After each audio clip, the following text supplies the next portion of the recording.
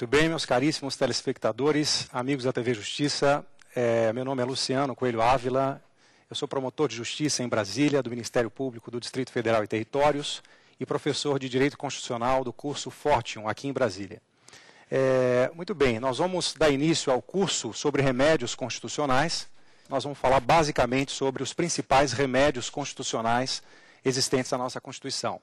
Vamos falar sobre o mandado de injunção, o mandado de segurança, e eu gostaria inicialmente de passar o e-mail do site Saber Direito para vocês, que é saberdireito@stf.gov.br, para caso de eventual consulta, apontamentos, críticas, sugestões ao programa.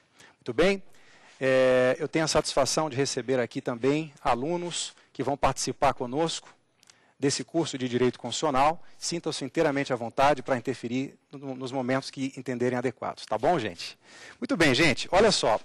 Nós vamos falar hoje sobre os remédios constitucionais. E eu quero dar início ao estudo dos remédios constitucionais, inicialmente falando sobre a diferença entre os direitos, garantias e remédios constitucionais previstos pela nossa Constituição de 88.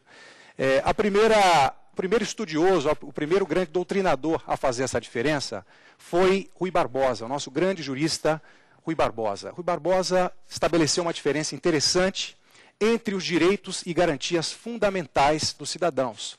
Segundo Rui Barbosa, os direitos eram aquelas disposições meramente declaratórias que asseguravam a existência de um bem ou vantagem a determinado cidadão. Já as garantias fundamentais, por sua vez, são aquelas garantias que visam concretizar esses direitos, esses bens e vantagens, instrumentalizando, portanto, a sua efetividade contra o arbítrio estatal. Então, direitos fundamentais, disposições declaratórias, que asseguram e imprimem existência a um direito. Direito à vida, direito à liberdade, direito à segurança, direito à propriedade. E, por outro lado, garantias fundamentais, que são as garantias destinadas a instrumentalizar esses direitos, não é mesmo? Por vezes ocorre de nós termos dentro de uma mesma norma constitucional o direito e a garantia sendo contemplados dentro de um mesmo dispositivo constitucional. Vejam o que ocorre com o princípio do juiz natural, que está previsto lá no artigo 5º da nossa Constituição. Ao mesmo tempo que a Constituição assegura, garante o direito de todo cidadão a um juízo natural previamente, constitucionalmente estabelecido de acordo com as leis, né, ela garante esse direito ao vedar a instituição de juízos ou tribunais de exceção. Então, é ao mesmo tempo um direito e uma garantia fundamental. É uma disposição que declara o direito ao juiz natural e assegura, garante esse direito através da vedação de juízos ou tribunais de exceção. Bom, e como é que fica a distinção entre as garantias fundamentais e os remédios constitucionais? É uma outra distinção que tem que ser feita, né? Pois bem, os remédios constitucionais, eles constituem espécies de garantias fundamentais, né? Nós temos diversas garantias constitucionais instituídas ao longo do nosso texto maior, mas os remédios constitucionais são espécies. Então vejam, nem sempre um direito fundamental do cidadão é garantido através de uma garantia fundamental. Nem sempre um direito é protegido através de uma garantia. Muitas vezes ocorre desse direito ser protegido através de um remédio constitucional, como é o caso do habeas corpus, o habeas data, mandado de injunção, mandado de segurança. Então nós temos o gênero, que são as garantias fundamentais, e como espécies nós temos os remédios constitucionais, que é especificamente o nosso foco. Nós vamos centrar o nosso curso no estudo dos remédios constitucionais. E o primeiro grande remédio constitucional que eu gostaria de tratar com vocês aqui seria o mandado de injunção. Então, a nossa aula de hoje vai girar em torno do mandado de injunção. Por que eu quero começar falando especificamente sobre o mandado de injunção? Porque nós tivemos recentemente uma grande alteração, uma grande mudança na jurisprudência do Supremo Tribunal Federal. Essa alteração radical, essa alteração surpreendente da jurisprudência do STF, diz respeito à sua nova composição. A nova composição da Corte imprimiu uma nova eficácia ao mandado de injunção. E esse tema é o tema do momento. É o tema que tem sido sistematicamente explorado nas últimas provas de concursos públicos, carreira de magistratura, Ministério Público, Defensoria, enfim, todas as carreiras de todos os concursos têm explorado essa modificação de jurisprudência. Eu quero começar, portanto, falando sobre o mandado de injunção.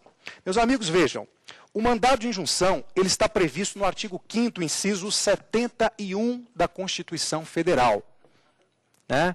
Esse artigo 5º, inciso 71 da Constituição Federal, preconiza o seguinte, olha, sempre que uma norma constitucional depender de regulamentação infraconstitucional, por uma lei infraconstitucional, né, e sempre que o poder legislativo permanecer inerte, omisso na regulamentação dessa norma constitucional, vai ser cabível a concessão do mandado de injunção. Então, qual é a finalidade do mandado de injunção? A finalidade do mandado de injunção é efetivar uma norma constitucional que esteja na dependência de uma regulamentação por parte do legislador. A Constituição prevê um direito, a Constituição cria uma prerrogativa, cria uma vantagem, porém ela pede uma complementação. Essa complementação legislativa não surge e faz com que seja cabível o mandado de injunção. Então, vejam, o mandado de injunção é um remédio destinado a efetivar as normas constitucionais de eficácia limitada. Vocês já devem ter estudado, de acordo com aquela classificação que já se tornou clássica do professor José Afonso da Silva, que as normas constitucionais elas se dividem em 3 grandes categorias quanto à sua eficácia e aplicabilidade, não é mesmo? Nós temos as normas constitucionais de eficácia plena, que são aquelas normas que consagram direitos, vantagens, prerrogativas que já podem ser desde logo exercidos, né? Desde o momento em que a Constituição é promulgada, esses direitos já são executáveis, são normas auto-executáveis, portanto, self-executing provisions. Né? Nós temos as normas constitucionais de eficácia contida, que são normas que consagram direitos, porém, esses direitos já podem ser exercidos desde logo, então são normas de eficácia plena também, assim como as normas de eficácia plena, só que esses direitos consagrados pelas normas de eficácia contida, eles poderão ser oportunamente reduzidos no seu âmbito de incidência. Posteriormente, pode surgir uma lei que venha restringir, em certa medida, o âmbito de incidência dessa norma constitucional de eficácia contida. E a terceira grande categoria, nós temos as normas constitucionais de eficácia limitada, a terceira classificação do professor José Afonso da Silva. O que é uma norma de eficácia limitada? É aquela norma que, prevista na Constituição, cria um direito, um instituto, uma prerrogativa, porém esse direito não pode ser imediatamente exercido.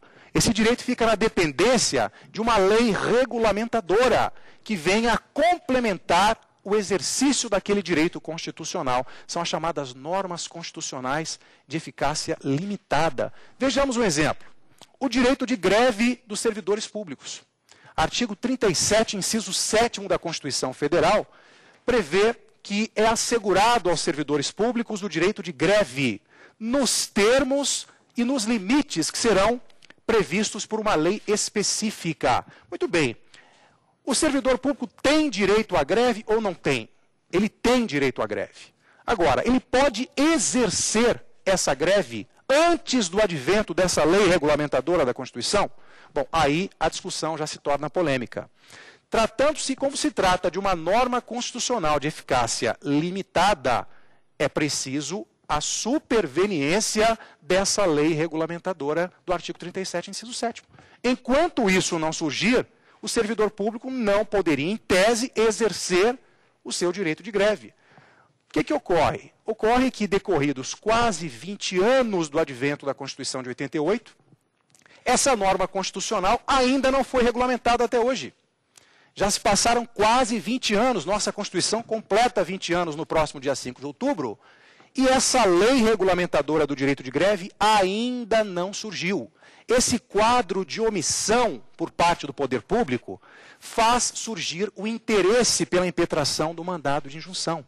Então vejam o que dispõe o artigo 5º, inciso 71. Sempre que a ausência de norma regulamentadora tornar inviável o exercício de um direito ou liberdade constitucional ou de prerrogativas inerentes a nacionalidade, a soberania e a cidadania, conceder-se-á o mandado de injunção. Qual é, portanto, o objeto do mandado de injunção? São as normas constitucionais de eficácia limitada. E apenas as normas constitucionais de eficácia limitada. Não é cabível o mandado de injunção para atacar, para obter um direito descrito, previsto por uma norma constitucional de eficácia plena. Por quê? Porque a norma de eficácia plena é autoexecutável.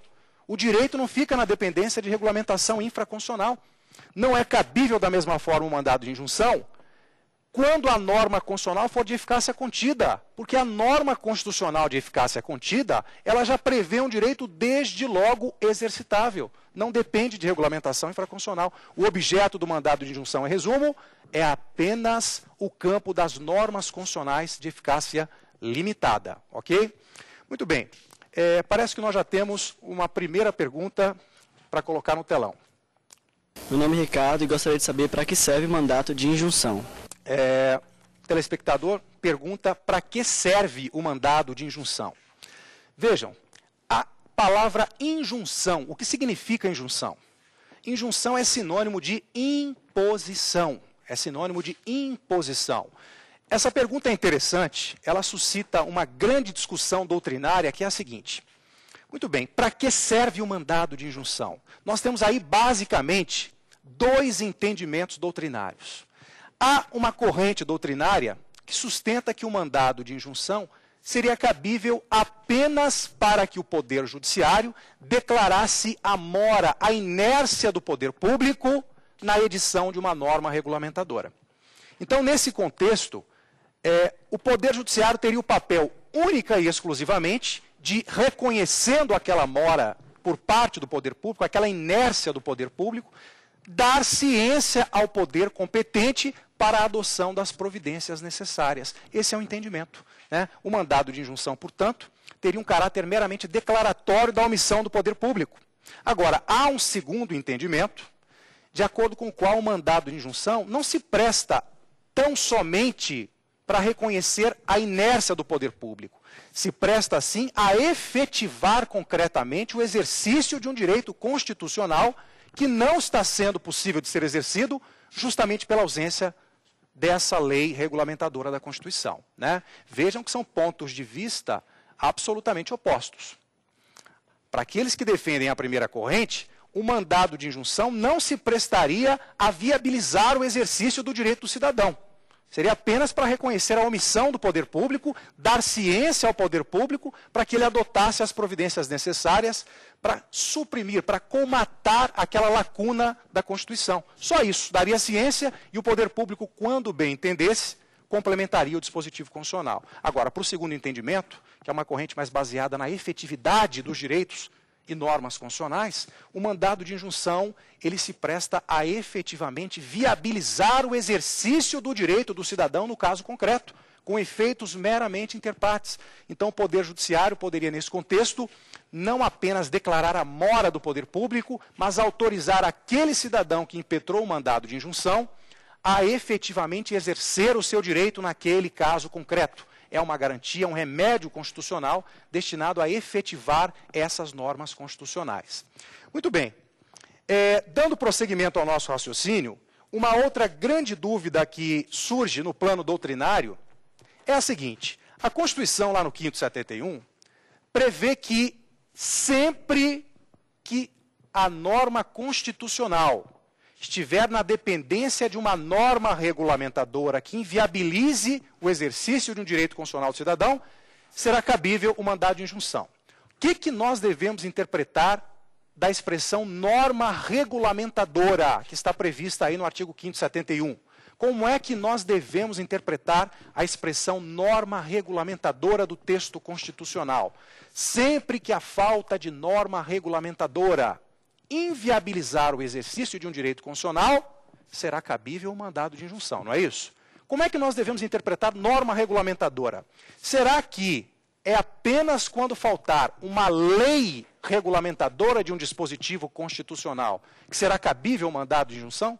Será que essa norma regulamentadora expressa no artigo 571 diz respeito à ausência de uma lei regulamentadora, de um ato legislativo a cargo do Poder Legislativo? Ou será que essa expressão norma regulamentadora também abrange, também abarca outras medidas necessárias para suprir omissões constitucionais?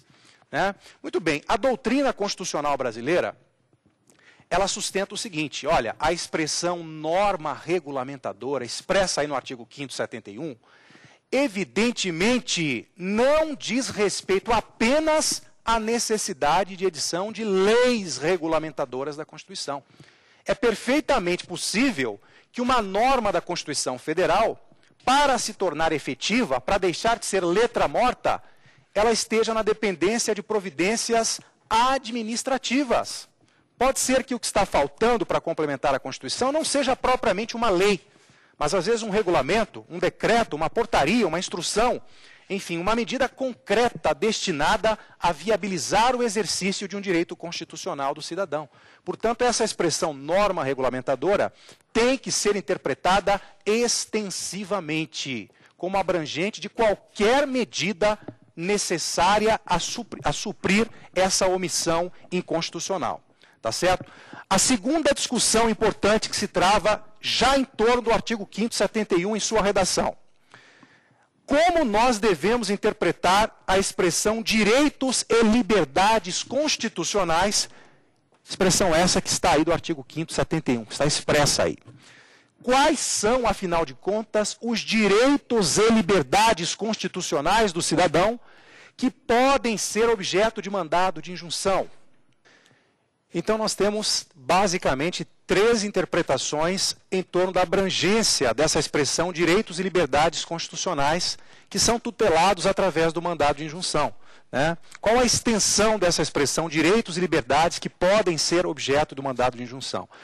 Nós temos uma primeira corrente doutrinária sustentada pelo professor Manuel Gonçalves Ferreira Filho, que faz uma interpretação mais restritiva dessa expressão direitos e liberdades constitucionais.